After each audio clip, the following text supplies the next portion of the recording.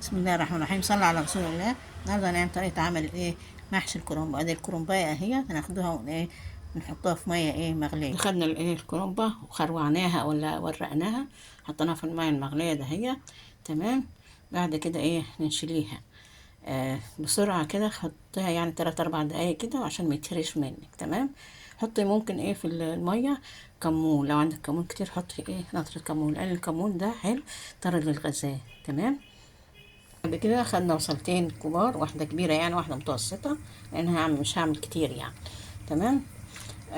خدتهم وقطعتهم صغير عشان بس يتبالوا في في المادة الدهنية بتاعتك وما يقرش وانت بتاكلي، لأن اليومين دول البصل بقى قاسي شوية يعني.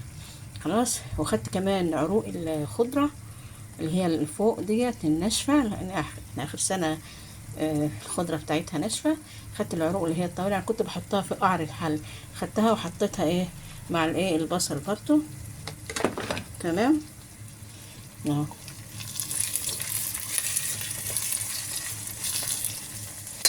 ناخده كمان نحطه التوم وقرن الفلفل وحامي شوية. وبعد كده ادي الصلصة والطماطم فريش. وبعد كده في الاخر خالص هنغسله الرز ونحط الخضره الجميله ده. اما البهارات بقى بتاعتها فهي الفلفل الاسمر والكمون وبهارات اللحمه والكزبره والملح. اهم شيء الكمون مع الكرنب.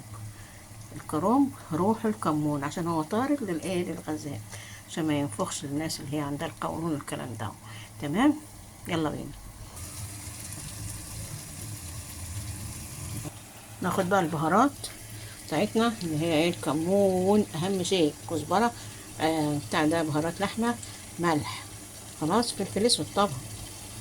تمام. تنشف معلقه السكر عشان الحموضه.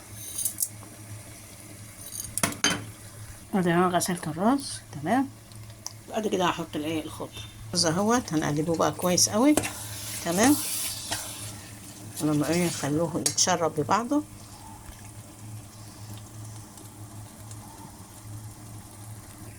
في الاخر خالص الخضره الجميله دي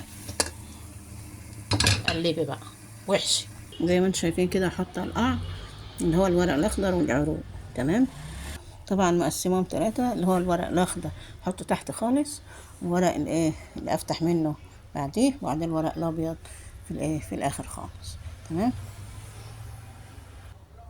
سلام.